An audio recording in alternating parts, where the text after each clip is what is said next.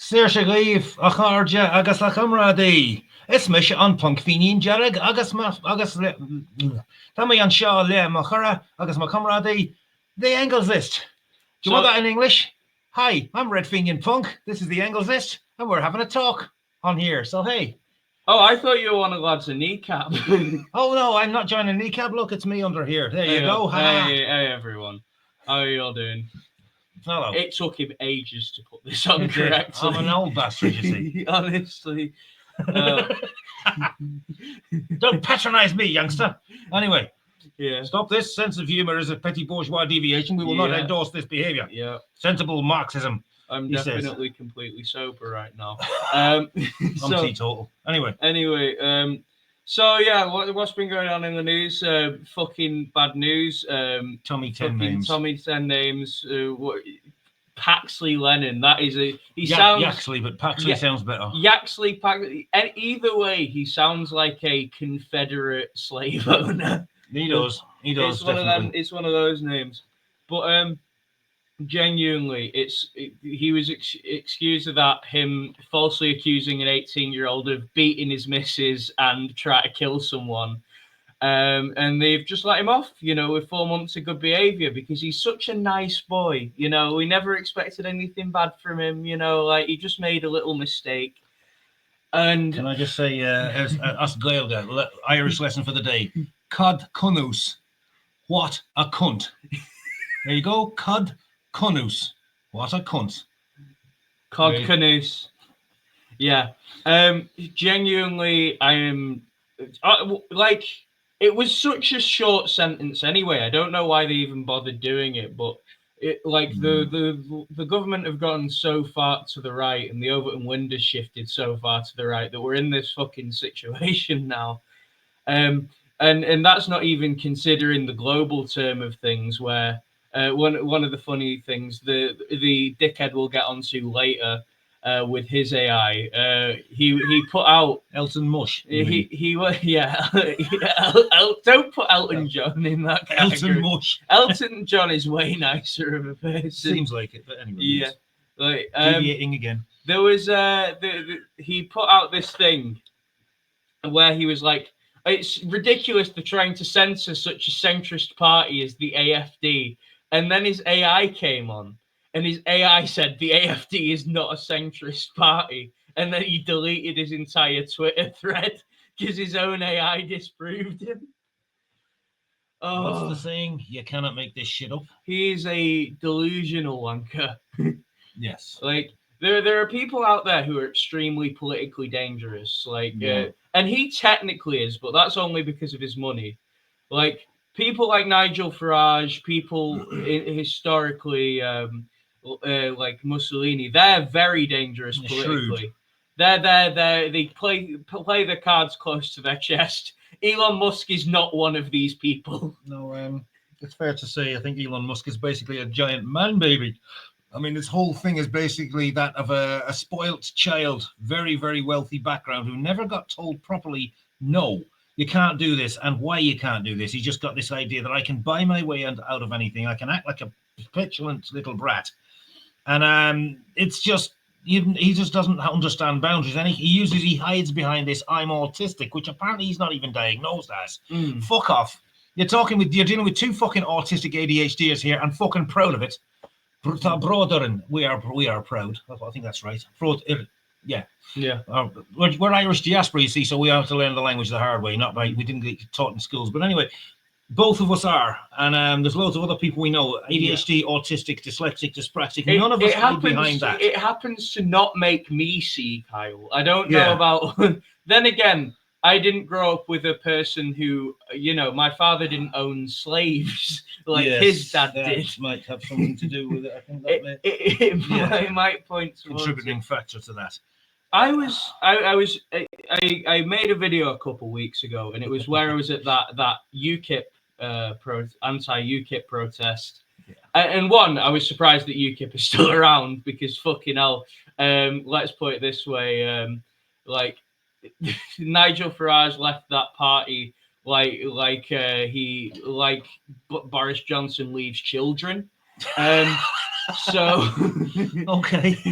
It sounds creepy, but well, there you go. around with his various lovers for him not Yeah. to take care of. Or like Mr. Mush, who does much the same Yes, thing. yeah, much the same thing. But I was talking to one of these women on the other side. You know, I'm always willing to, if somebody's earnestly wants to talk to me, I'm wearing a mask and I'm media trained, so I'm not that arsed about talking to them. And she came up to me and she's like, I'm just really concerned about kids. And, you know, for a second I saw it in her eye because they were talking about the grooming gang stuff. And she agreed with me, like, so it's like, oh, so we can put Catholic priests next to the people who are accused and were convicted of the Yorkshire stuff. And we compromised on that. And then they told me that, like, Tommy Robinson wasn't racist. And I pulled out a clip of them in Barcelona calling somebody the P word. Like, that being the Urdu word for pure. No. The first word of the word Pakistan. Yes, I believe is the word for. I believe the maybe Punjabi as well, but it's the word for pure. Pakistan meaning pure. Saying it very loudly and very drunk at somebody, not in a. Not. I don't believe in much of an endearing way. No. Generally. No. But But it's like, yeah, everything that comes to it, it's like, well, here's like, oh, they're just standing for free speech. Here's all of their racist speech that they want to be free. Okay, let's say something outrageous about the monarchy, or let's say something about let's set fire to a British flag, and or you can make some comment about. Let's pull a kneecap and fucking burn an Israeli flag on. Yeah, and suddenly things become a bit. Free speech doesn't mean much then, because apparently we're beyond the pale. By the way, did you know, beyond the pale? Term used meaning too far gone, beyond reason, comes from colonial times. Anyone who's particularly of the younger generation might not, it doesn't get used so much these days, but that comes from beyond the pale being the cut-off point in in the island of Ireland, where the British rule had less influence. It was basically just west of Dublin. So beyond that was bandit country, Gaelic, savagery, beyond the pale. So when somebody says you're beyond the pale, say, thank you.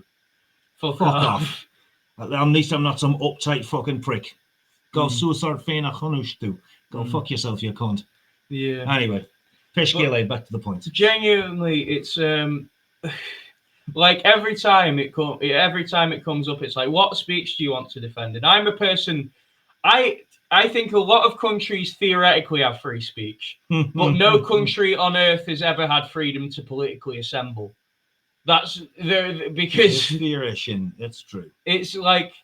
Because, you know, you can have an extremely peaceful tenants union that they'll spray, you know, fucking hose pipes at you and pepper sprays and throw tear gas into the room. Occupy 2010. And that's peaceful political assembly.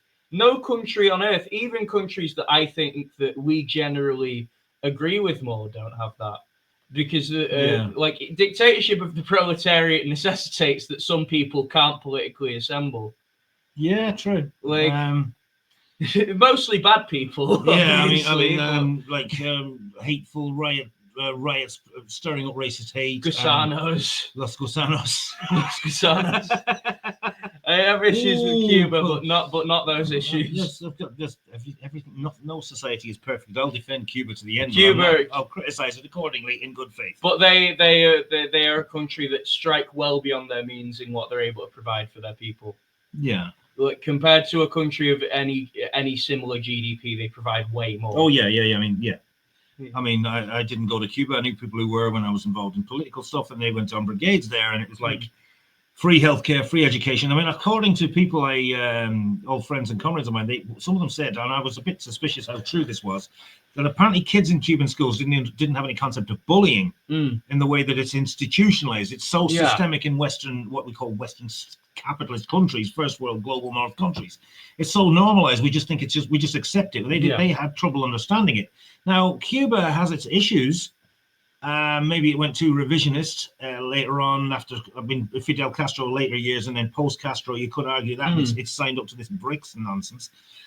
But even then, you can still say it had that. I mean, the Soviet Union had even in its revisionist era, you didn't have to pay for your bloody doctor's bills. Once again, there are contradictions in all things, and we have to look at things holistically.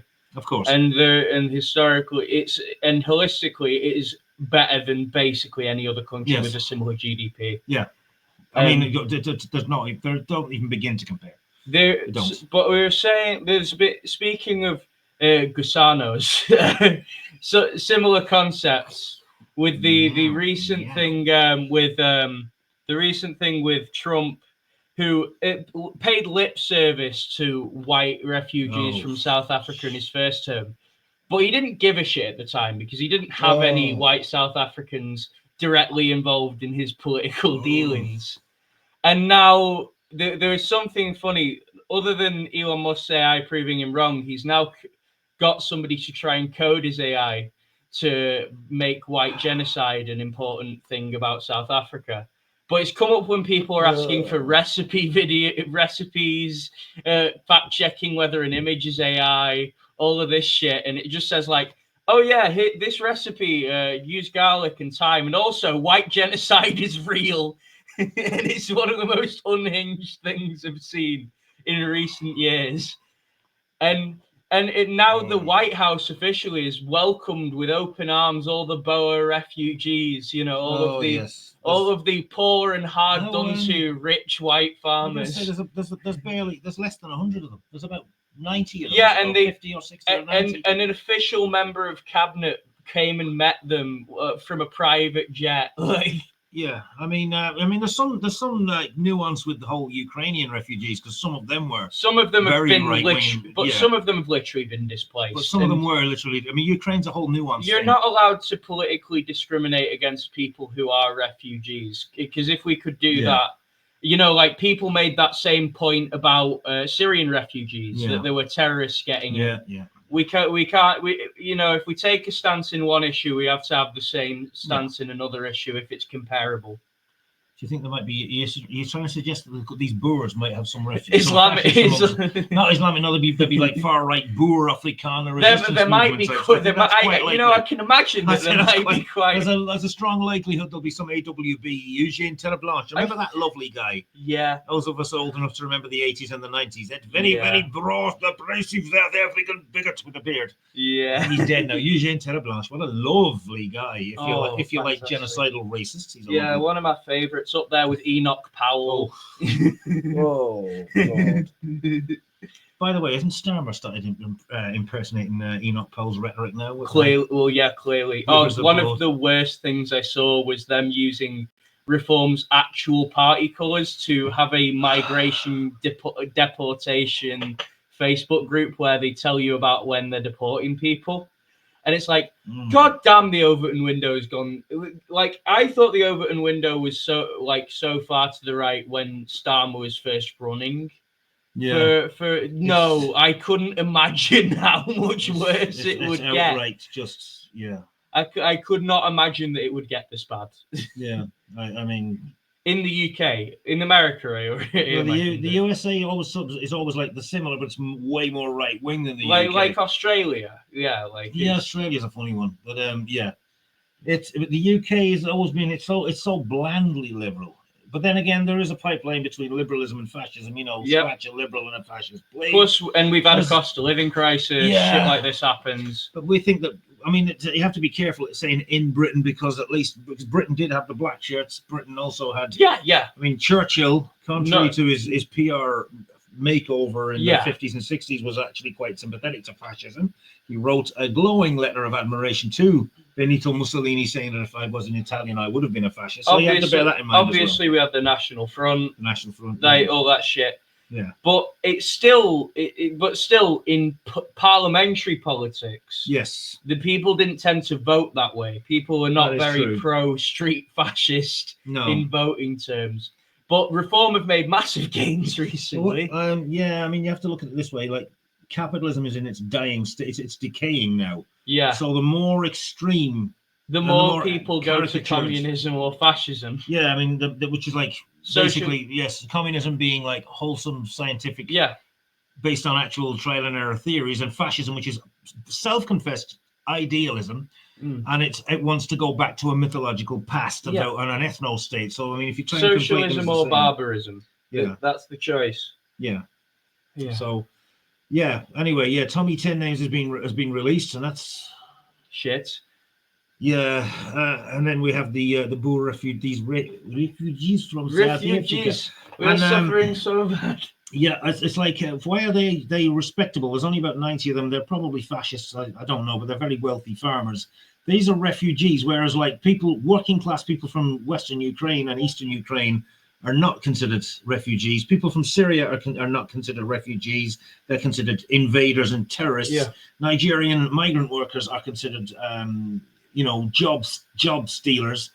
And they said that about our ancestors. I mean, my parents came here from Ireland in the 1950s. Your grandparents came from the same island, and we were all regarded as job thieving scum and terrorist supporters and all, so on and so forth. The only thing was, at least we weren't black. Until, of course, a bomb went off, and then suddenly we were. I mean, my own mother had a door slammed in her face by some racist once in the mid-70s. Yeah, because of that, and it's the same shit. As the kneecap song goes, heart agus heart. Heart agus heart, round and around. It's just the same fucking shit, but they pick up different scapegoats with each timeline. That's what fascism does. It deviates away. It is quite joke punchline aside. Fascism is quite seriously, literally, a petty bourgeois. I can't say it without laughing now. A petty bourgeois deviation. It is to pander to the prejudices of the working class. What Lenin called the labor aristocracy, that is the ones with the steady jobs who can afford their own homes, and the petty bourgeoisie, who are the people who own their own businesses. And eventually they see the business class, but they're the ones who finance it to save their own skin, because otherwise they'll join unions, and they're scared of workers' organizations. A lot of them, there are prejudices in them, because the attitude being, well, I've managed to get a good job. If I can get a good job, anyone can, and anyone who doesn't have a good job is lazy. So some will punch down. This mentality catches on amongst the petty bourgeoisie, and then when things get scary, the right wing come along. It does, and the right wing coming in, they pander to that. So the snowball effect, and we have this apocalyptic death cult known as fascism, and that's what it is. Right wing populism or ideological fascism, they all eventually kind of all end up coming up on the same side anyway. So. The only major benefit we're having is that the right is splitting pretty badly with the Ukraine conflict. Yes, that's wonderful. That's that's another thing. Like, people who call themselves left liberals are all waving blue and yellow flags, I burned an effigy of both of these flags before. The Ukrainian flag was used by Bandera supporters. Bandera, I don't care how much you deny this, the bastard was a Nazi collaborator and a notorious anti-Semite and a far-right ethno-nationalist. The Russian flag is the pre-revolutionary Tsarist imperial Russian flag that was used by the Russian. They were even more right-wing than the Nazis, and a lot of their ideas were adopted by the Nazis. The white shirts. White shirts. And what was that? The name of this book, I know, but what's it called? The Protocols. Protocols of the Elders of Zion. The Elders of Zion. I always forget the title. The Protocols of the Elders of Zion was a textbook used by the bloody Nazis to perpetuate this anti-Semitic conspiracy. It's actually why there's so much. It's why it proliferated so much Nazism in Eastern Europe afterwards, because people were so against revolution that they're like, well, finally, a movement to fucking fight the communists. Yeah, and it's the same with the Czechoslovakian Nazis were some of the worst ones. Yeah, Ukrainian ones, and then the Croatian Ustashi, who were they're so extreme. The SS, Waffen SS, and SD Einsatzgruppen and were shocked by how brutal they were. Yeah. I could go on. I mean, Poland had them. The Polish collaborators were terrible. Yeah, the Poles had such a horrendous time at the hands of the Nazis, and there were also Ukrainian and Russian Nazi collaborators that brutalized Poles. Yes, and Polish collaborators who brutalized Poles and Czechs, and this is why you get these chauvinistic attitudes in these countries, which is deeply sad. But however, it's very. Thank you for having me, Niall. Both hosting me and happy to finally actually do this in person is great. It is. Damn cool. Damn cool. Anyway, great seeing all of you. Have we covered everything now? Great. Yeah, I do believe we have. Is it time to nip it in the bud and bugger off? Nice bugger off. Maybe. Okay. Right. Catch it whilst the sun's still setting. Leshin, we're going. Slán go fóla chuirde agus a comradí agus Ten-Names and Boer live galéir Chucky our law. agus Saoirse de Joe. Chucky our law.